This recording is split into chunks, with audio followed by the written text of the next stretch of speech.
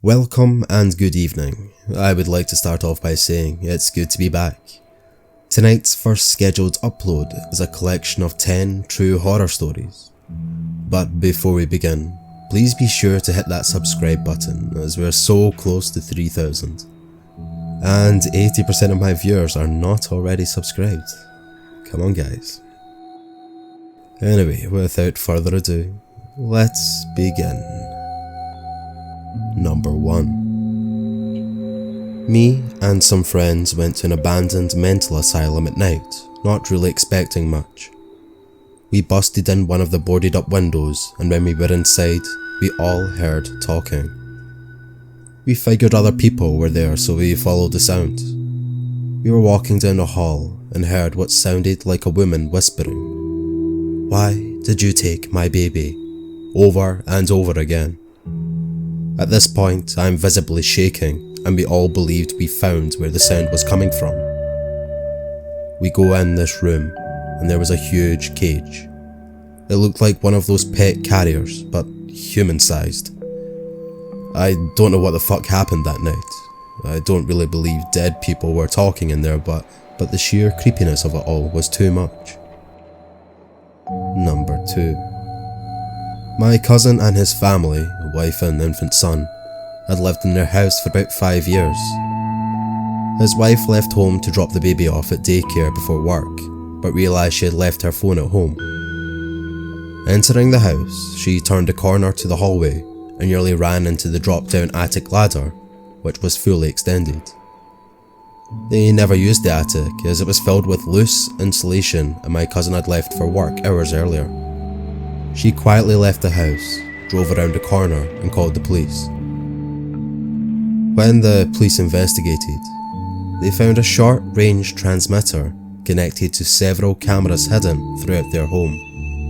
The light fixture in the shower, the ceiling fan above their bed, even a pinhole in the nursery were sending videos to a nearby location. Their neighbour a few houses away had been given a key by the prior owners and installed surveillance equipment once he knew their schedule. My cousin's wife walked in on him updating his equipment, but he forgot something at his house and left to get it when she walked in. He has been watching them for years. Number 3. Worked at a women's clothing mall order catalogue call centre. During training, a veteran worker was talking about getting to know the frequent callers and the story of one of them. So an old lady used to call in often. She was blind but would have someone help her pick out things. The manager of her apartment complex, I think. She would order often and they got to know her by name. Well, eventually, she stopped calling in. So they contacted the number they had for her, which was the apartment manager's number.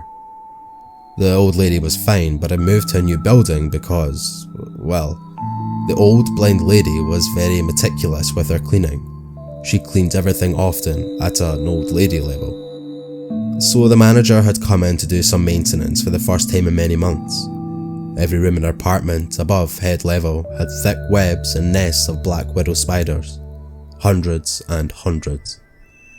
Can you imagine an obviously old lady walking around blind in a house she thinks is spotlessly clean? But there is a soul-freezing nightmare swarming all over the ceiling. Number 4. This actually happened to a friend of mine. She used to live in an entirely different town when she was younger, and her closet had this strange door in the back of it. Well, whether it was imagined just due to her being a child at the time or if it really did happen, she started to hear noises coming from behind this door whenever she went to bed. She told me that several times she tried telling her parents that she was hearing these noises, but they never ever believed her. Some time goes by and one day our parents get a call from the police because they just arrested a homeless man. This was not just any homeless man though. This homeless man was living in some sort of tunnel that goes straight to the door in the back of her closet. So every once in a while, for whatever reason, this man would come through the door and watch my friend sleep in her closet. Number 5. My gran was in the local town doing her shopping and running various errands. On her way home, she met one of her neighbours out doing their gardening. She stopped, asked how they were. They had a chat and Gran came home.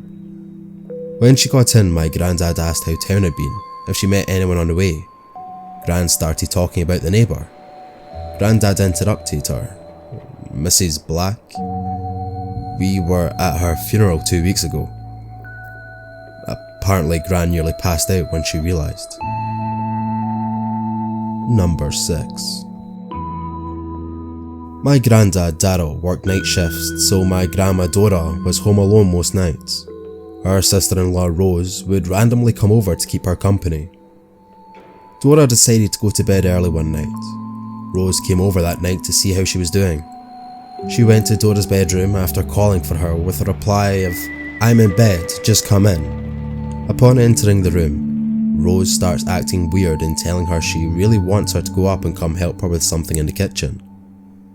Dora was ready to go to sleep and was already in bed and really didn't want to. Rose was really adamant for her to come help her, cause it was urgent. After a while, Dora eventually got up and followed Rose to the kitchen. Upon entering, Rose whispers in a panic with tears in her eyes, "There's a man under your bed with a knife." Dora of course didn't believe at first, but seeing the panic in Rose's eyes, she couldn't not believe her. They proceeded to call the cops and left to the neighbour's house. The cops came and found a man hiding in the closet with a butcher knife. And that is the story of how my grandmother was almost murdered, and why I still to this day as a 30-year-old man check under the bed. Number 7. My friend was visiting family in the States. They lived in a rural community of Maine, and one morning she woke up before everyone else and decided to go for a run. After 30 minutes, she turned back and started noticing a van following a few blocks behind her. She thought it was strange, so started turning down a few streets with the van following every move. She started sprinting and the van sped up too. She ran to the first house she could find and started banging on the door. No answer. Hopped the fence and started banging on the back door. Dog in the house started barking at her, but no one answered. She jumped into the empty pool in the backyard and hid while dialing 911. Her car parked in front of the house and a man started calling out to her, offering her a ride home. The dog in the house was now barking like crazy and the man left after about a minute. The police showed up and took her back to her family's place. She gave a report and they identified a van from a nearby HVAC business. It had been stolen earlier that day. Number 8. About 30 years ago, my mum went on a blind date. Her date took her to a restaurant, and although he was nice enough, she just wasn't that into him. Not even halfway through the meal, she was already thinking of ways to leave early. The waiter could tell. While my mum's date was in the restroom, the waiter approached her and asked her if she was okay. She explained she was on a blind date and not having much fun. Turns out the waiter was just about to go off work. He offered to give her a ride home if she waited another 10 minutes. She considered it and was about to say yes, when her date came back from the restroom. She gave a subtle head shake no to the waiter and smiled. She and her date finished their meals and he took her home. The next night my mum was watching the evening news. A story comes on about a woman being raped and murdered behind a restaurant the night before. The restaurant was the one she had been at. They showed the murderer's picture, and it was, yes, the waiter. Number 9. I used to live next to a senile old woman who would knock on my door late at night, crying and saying there was something in her roof. I'd always have to assure her that it was just possums running around and that it would be fine. This went on for years, until her kids finally sent her to a home and new people moved in. A week or so after this, I woke up to police cars on the street outside my house. I asked my new neighbour what had happened, and he told me he got out of bed and saw legs dangling out of the ceiling in the kitchen, and assumed he was being robbed. The guy got away, but when the cops checked inside the roof, they found chairs, cans of beans, water bottles, magazines and some blankets. Old maid had been set up there for at least 2 years, assuming her complaints coincided with him moving in. She once told me her dementia was so bad she'd sometimes have to go grocery shopping a few times a day because she'd come home and realise she forgot to buy anything. I wonder now if it was just because he was taking all her food. Number 10. I was only 4 when this happened, was playing outside with my siblings and neighbours, and while they were busy playing, a lady approached me and took me to her place, a nearby neighbourhood. After a while, everybody was freaking out and they started looking for me everywhere. The lady was severely depressed. Her husband left her after her son died. He couldn't handle her depression, apparently.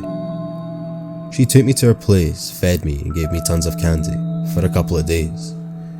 She also made me wear her deceased son's pajamas, and at some point she took me to buy some candy from the store. The store owner knew her, so reported that to the police. She didn't hurt me at all. The doctor even said I was well fed. I always think of her and pray she's in a better place now. Even tried to go and visit her when I was a college student. Her house was sold and she had moved away apparently.